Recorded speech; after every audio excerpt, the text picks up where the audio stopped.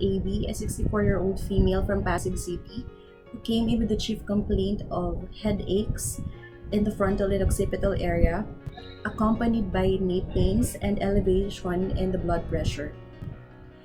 The patient is known to have hypercholesterolemia for 15 years and has long been taking simvastatin as maintenance. On consult, patient's blood pressure is 140/90 and BMI is 30. Other parts of the history and PE is unremarkable.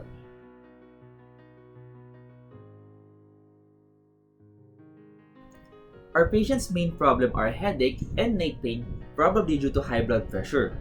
So our principal therapeutic goal then is to control the blood pressure or hypertension so that the symptoms will be alleviated. Aside from the pharmacological interventions, the patient will also be advised on lifestyle modification, healthy diet promotion, smoking cessation, and BP monitoring.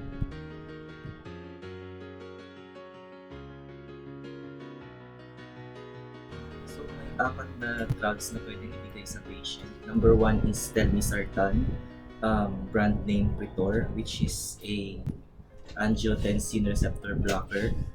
Second is captopril. Third is amlodipine, and fourth is candesartan, which is also an angiotensin receptor blocker. Captopril, by the way, is an ACE inhibitor, and amlodipine is a calcium channel blocker. Ang napili namin na ibigay sa patient is yung telmisartan. Doctor, how many tablets should I take and when do I take this medication? So ito po yung nireseta kong gamot sa inyo. Telmisartan po ang generic niya, 40 mg tablet. Ang brand po ay Pritor. So pag bumili po kayo sa butika, 30 tablets po ang inyong bibilin.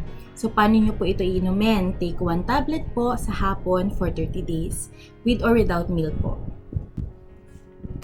How about what are the warnings that I should be cautious about, Doc? Taking your medications properly and consistently, and you feel any chest pain, leg pain, abdominal pain, or headache, make sure to consult your doctor. Do not self-medicate.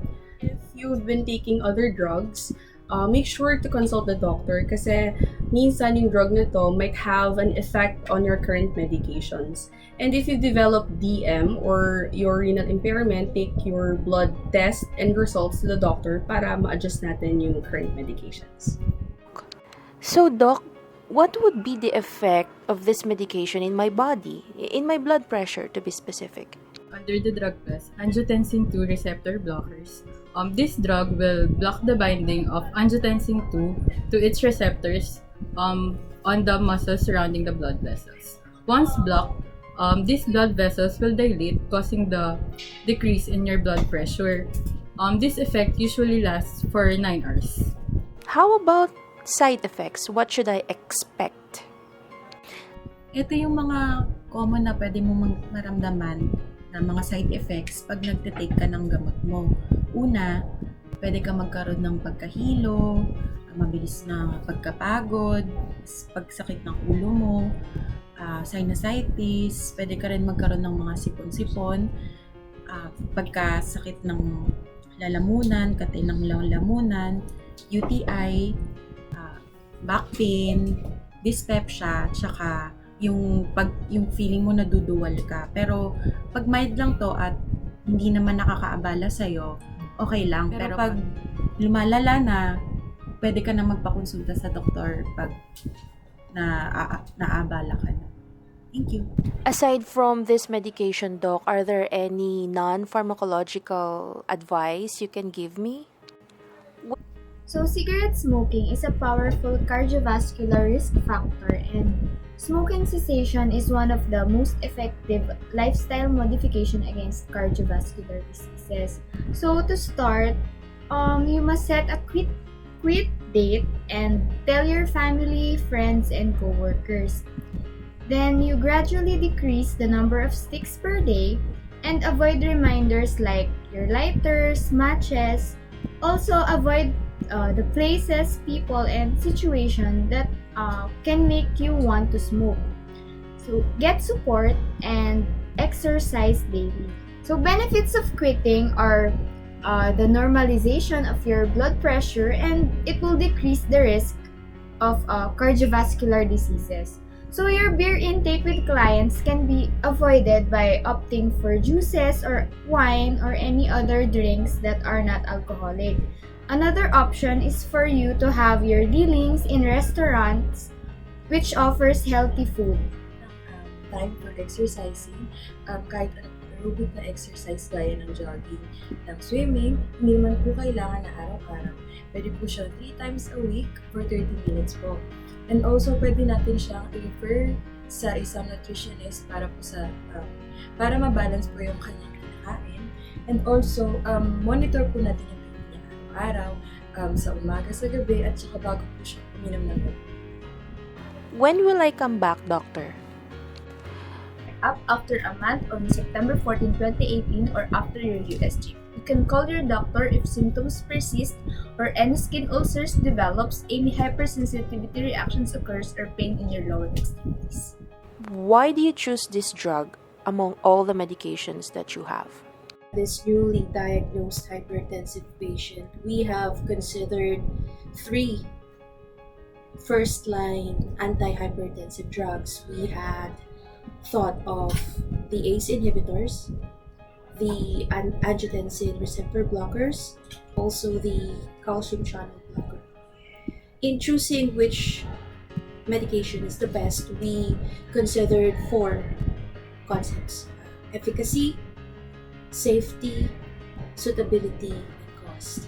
So the reason why we chose telmisartan for the patient is based on those 4 items. We thought of it as being the best option. For efficacy, ARBs works as an inhibitor of the angiotensin 2 binding with the AT1 receptor, thereby it prevents vasoconstriction basically.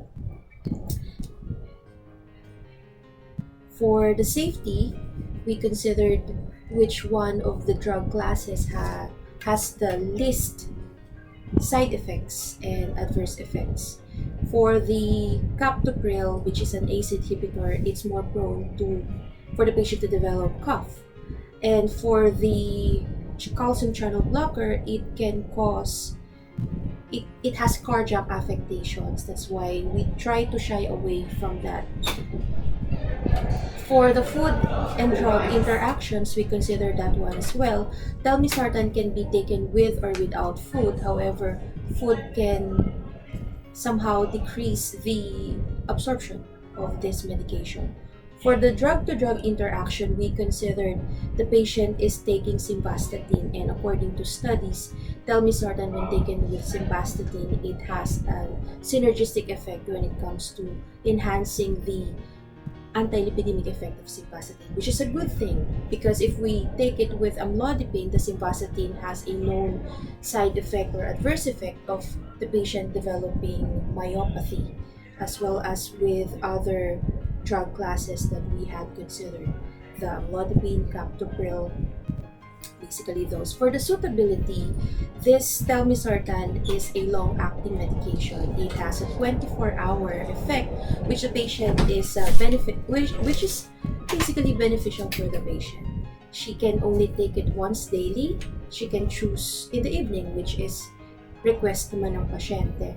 The onset is basically 1 to 2 hours. So if her BP is increased, let's say 7 o'clock in the evening, she can take it in the afternoon, let's say after meal or before meal by 5 p.m.